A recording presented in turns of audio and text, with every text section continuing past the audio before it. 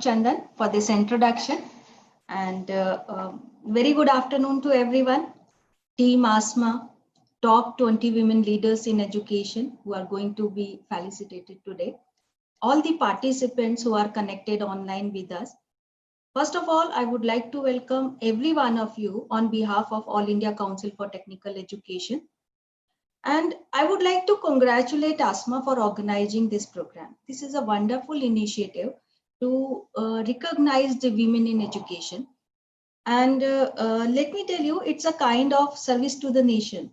Why I'm saying this?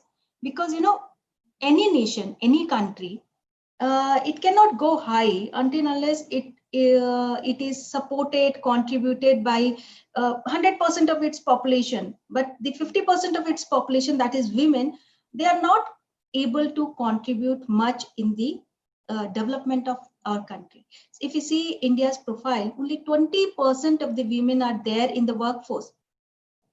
So only way to enhance this is to encourage every woman who is in the field, let it be in any field, so that the every women who are in the field, they are encouraged, and more girls, more women who are aspiring to become like them, they are able to dream like this, they are able to actually follow the people who are already in the sector. So recognizing people who are already in the sector, it is a wonderful initiative. And let me tell you, being a woman, I have also faced some challenges when it's come to making your presence feel in the male-dominated workforce. Anju ma'am, you have spoken very nicely about women leadership, and I totally agree with you that there cannot be any discrimination about leadership, women leaders and men leader, because when it comes to leadership qualities, women are not less than anyone. I would say there are many leadership mantra which only women can teach everyone. The way they are multitasking, the way they are leading by example, the clear-cut communication skills they have, and the kind of compassion they have, they work they know how to work in the team, how to encourage everyone. So there are many things only women can teach everyone. So leadership skills, we talk about leadership skills, women are definitely much more better than men. This is my personal views, so apologies for that. Anyway, still there are some issues, there are some barriers because of which it's difficult for the women to be on the leadership positions. So if we see the situation in India, in 2017, there were only 17% of the women leaders. In 2018, it became 20%. And then in 2020, it is 29%. So continuous increase is there, but still representation has to be at least 50%. And it's still not there. So reason could be, one of the reason which I feel is the work-life balance. Every time women has to make the adjustment, and they have to take care of their home, their personal life and professional life both way. And women are made by nature like this, that they can take care of everything. So this is their natural quality. No one has asked them that you have to take care of home and office every time, but this is their natural quality. They will, wherever they are, they will do their 100%. So one is this thing. And second thing is that there are some cultural and organizational barriers. So it is really difficult sometime to counter it. And it is my personal feeling, personal experience, that wherever women are, they have to work more than their male counterpart to be like visible, to prove themselves. And they should, because there is a prejudice against them, and they have to prove it wrong. And in order to that, all the women leaders, they have to really work hard. They are really working hard. And therefore, all the 20 top leaders who are selected today, who are being facilitated today, my congratulations to them. everyone has a different story and everyone has different challenges, and after facing those challenges, combating them, you are here. So many congratulations to you. And my feeling is that every woman who is a daughter, who is a mother, who is a wife, and along with all these things, she is a professional. So they are kind of inspiration to all the girls who are aspiring to make their mark in the world. So my feeling is that this kind of felicitation should happen. I told Asma this is a wonderful initiative. It should happen every year, so that there are some examples created. There are some ideals created for the girls who are aspiring to become like them.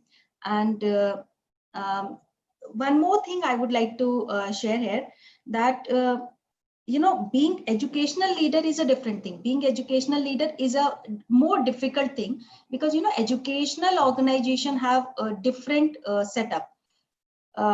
If you talk about a professional or maybe a corporate organization, you are working with the colleagues, you are managing them, whatever leadership skills you have, it's a easy to manage situation, because you are a leader and you have to manage the colleagues and maybe subordinates. But in education system, you are dealing with the most respected community of the world, that is teachers. So very sensibly, very respectfully you have to manage it, and you are not creating any marketable product. Just like in corporates, you are creating a marketable product and you are just marketing a strategy and making it profitable for your organization. But you are creating human resource, these students who should be employable, and whole gamut of skills you have to incorporate into them. So this is a challenging task, most difficult task, and women educational leaders are doing that. So really, once again, my congratulations to them. And I would also like to say that only a visionary woman can become an educational leader. So you have to, you should have a vision that you are actually working for the country. You are creating, you are producing the future citizen of this country. So wholehearted efforts are going into that. So being educational leader is again, it's a yes, challenging thing. At the same time, it has more responsibilities. And one more difference is there, it has to be a welfare activity as well as a professional activity. So if you are totally professional, business oriented, it's easy. If you are totally welfare oriented, it is again easy, but you have to balance both the things. So therefore, being educational leader, again, a more challenging task. And so whosoever is being nominated today and being facilitated, felicitated today, my wholehearted congratulations to all of them. Now I would like to share some of the initiatives which AICTE has taken for women empowerment. Two are really very important initiative and recent initiative. One of them is promoting gender equality in institution and to motivate girl students, which proposes various motivational awards for the girl students and faculty members. And it has instructions to the institutions to create, to do various webinars, to do various activities to create gender sensitization among the students and faculty members. So this is one of the activity which AICTE has done recently, and these guidelines have been circulated to all the colleges so that a gender sensitization and a women empowerment atmosphere is created in the institution. And a second important initiative is announcement of Lilavati Award. And this Lilavati Award is for the institutions who are actually working for the women empowerment in the nearby community. So these awards are live right now. So all the institutions who are actually working in this area will be felicitated for their wonderful work in this area. And third important initiative, which is for leadership, is Technical Education Leadership Development Program, which my cell is right now looking after. And under this initiative, we always make sure that there should be 50% representation of the women in this group.